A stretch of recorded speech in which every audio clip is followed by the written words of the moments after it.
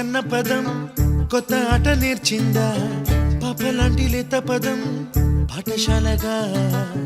కూనలమ్మ జానపదం పల్లె దాటి వచ్చిందా చవళిల జానతనం పాట చూపగా కుంచెలో దాగే చిత్రాలు ఎదురొచ్చేలా